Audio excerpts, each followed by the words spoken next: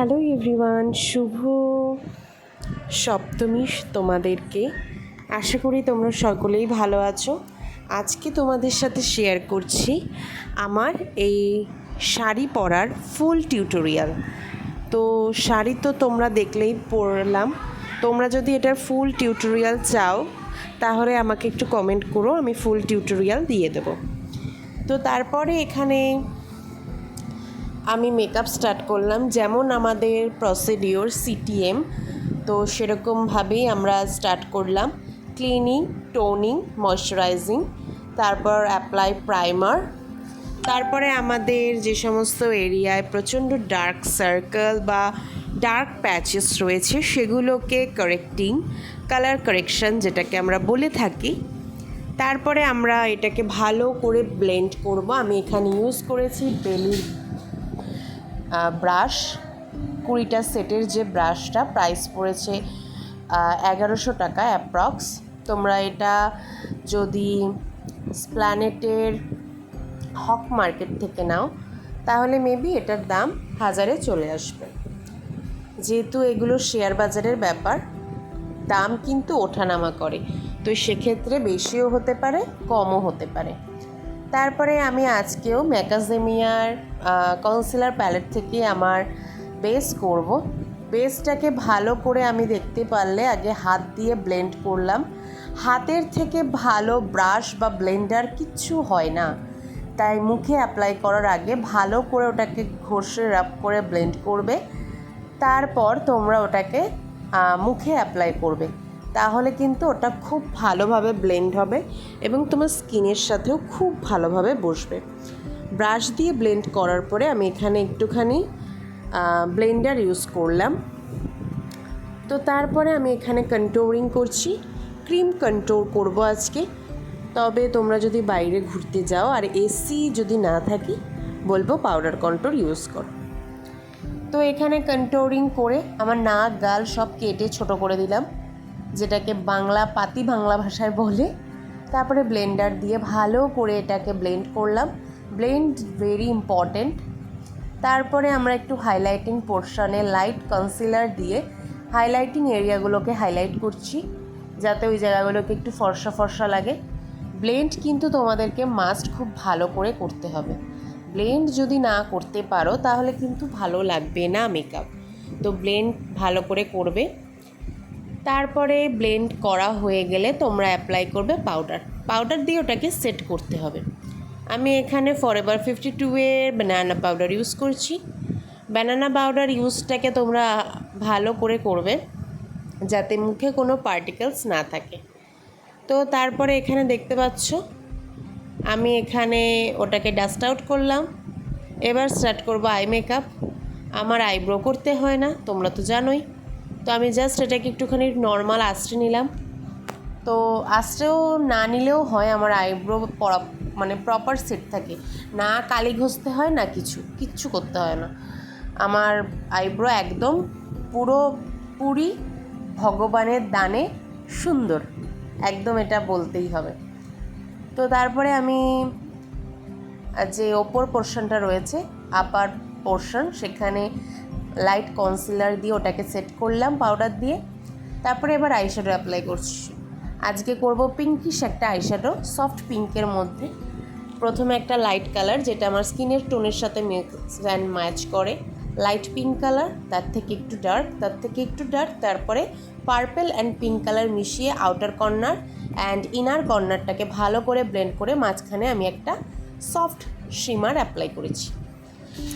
আর সামনের দিকে আমি একটা লাইট পিঙ্ক কালার ইউজ করেছি। পিছন দিকটাতেই তোমরা দেখতে পাচ্ছ আমি এখানে ডার্কটাই অ্যাপ্লাই করেছি আর শিমারটাকে ঠিক সামনে দিলাম। শিমার দিলে চোখের একটা সৌন্দর্যটা আলাদাভাবেই আসে, তাই শিমার অ্যাপ্লাই করে হাতটাকে ভালো করে মুছে নিলাম। তারপরে এবার এখানে দেখতে পাচ্ছ আইলাইনার দেব। আইলাইনারটাকে দেওয়ার আগে আমি এখানে কাজল পরে নিলাম। কাজল পরে আমি এবার লোয়ার ল্যাশে যেরকমভাবে, লোয়ার লাইনে যেরকমভাবে স্মাচ করে দিই সেরকম স্মাচ করে দেবো, যাতে যতই ঘামি না কেন এটা যেন না ঘাটে। তো এটাকে ভালো করে স্মাচ করে ব্ল্যাক আইশ্যাডো দিয়ে স্মাচ করে একটা ট্রান্সলেশন শেড আমি অ্যাপ্লাই করলাম, যেটা আমার স্কিন টোনের সাথে ফ্লাফি ব্রাশ দিয়ে ইউজ করেছি। তো তারপরে আমি এখানে আজকে একটু উইং আইলাইনার পরবো, যেটা আমার লুকটাকে আরও এনহ্যান্স করবে আর চোখটাকে আরও সুন্দর লাগবে। আজকেও আমি কোনো আইল্যাশ পরবো না। আর আমি এখানে আজকে চোখের কোণ আঁকছি। চোখের কোণ আঁকলে চোখটা দেখতে একটু অন্যরকম সুন্দর লাগে। তারপর আমার হঠাৎ করেই নাকটাকে কেমন সুরসুর করে উঠলো। আমি যখনই মেকআপ করতে বসি আমার নাক সুরসুর করে ওঠে। তো দেখো এখানে কোণ এঁকে ফেলেছি। এবার সুন্দর করে মাস্কারা অ্যাপ্লাই করে নিলাম। তারপরে মাস্কারা অ্যাপ্লাই করতে গেলেই আমার এখানে লেগে যায় কালো কালার, সেটাকে ভালো করে করে নিলাম। এবার নাক থেকে জল পড়ছে আর চোখের কোণা থেকেও জল পড়ছে, সেটাকে ভালো করে ইয়ারবাডস দিয়ে মুছে আমি এখানে কন্ট্রোল করলাম। তারপরে হাইলাইটিং করলাম। তারপরে এখানে অ্যাপ্লাই করছি ব্লাশ অ্যাপ্লাই করার পরে এখানে আমি হাইলাইটার অ্যাপ্লাই করলাম। গালটাকে চকচক চকচক চকচক চকচক করলাম। তোমরা যেখানে যেখানে চকচক করতে চাও সেখানে সেখানে হাইলাইটার অ্যাপ্লাই করতে পারো। হোজোর হাইলাইটারও তোমরা অ্যাপ্লাই করতে পারো, সেটাও খুব ভালো। তারপরে এখানে পিএসসির মাইক্রো যে স্প্রে রয়েছে সেটিং স্প্রে, ওটা অ্যাপ্লাই করে পাউডার দিয়ে পুরোপুরি সেট করলাম। তো এরপরে লিপস্টিকের পালা। লিপস্টিকে আজকে আমি একটু রেড লিপস্টিকেই যাব, তো একটু রেডের মধ্যেই পরলাম। একটাই সফট কালার পরেছি রেড। এটা রেড ঠিক না, বাট অলমোস্ট রেড বলতে পারো। তারপর আমার কোথা থেকে মনে হলো না রেড কালারটা ভালো লাগছে না, এটা মুছতে গিয়ে সাইড থেকে অনেক কিছু মুছে গেল, তাই একটু কম্প্যাক্ট দিয়ে সেট করছিলাম। বাট সেটিং স্প্রে দেওয়ার পরে আর কিছু দেওয়া যায় না। তারপরে কনসিলার দিয়ে এটাকে পুরো করে দিলাম। এগুলো হচ্ছে ট্রিক্স, মেকআপ করার এগুলো ট্রিক্স। তারপরে এটাকে ভালো করে ব্লেন্ড করে আমি এবার গয়না পরা স্টার্ট করলাম। আজকে আমি পুরো গোল গয়নাতেই সেজেছি, কিন্তু এই নখগুলো বড় বড় করাতে আমার যে সমস্যা, গুজি খুলতে পারি না, এই করতে পারি না, সেই করতে পারি না, খেতে পারি না মন খুলে। তারপরে হার পরলাম। তোমরা জানিও যে আজকের লুকটা আমার কেমন লাগছে, আর লুকটা দেখো কতটা সুন্দর হয়েছে। আমার ফোন কিন্তু আইফোন না, আমার ফোনে যা মানে অরিজিনাল সেটাই একদম তোমরা দেখতে পাবে। আইফোনে অনেক সময় অনেক ব্রণ দেখা যায় না, বাট আমার ফোনে সেরকম কোনো ব্যাপার নেই।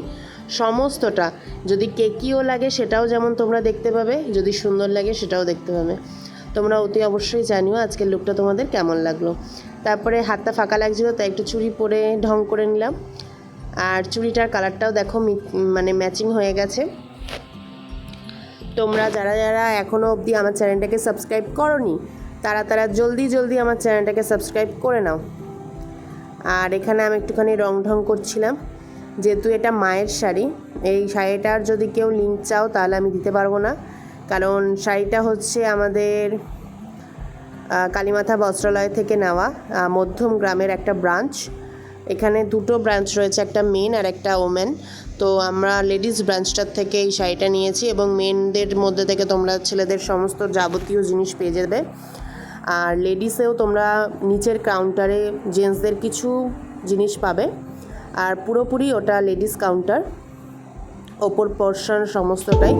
ওখানে শাড়ি আমার খুব পছন্দ। ভিডিওটা ভালো লাগে লাইক কমেন্ট শেয়ার সাবস্ক্রাইব করতে ভুলো না। Thank you for watching everyone. Radhe Radhe.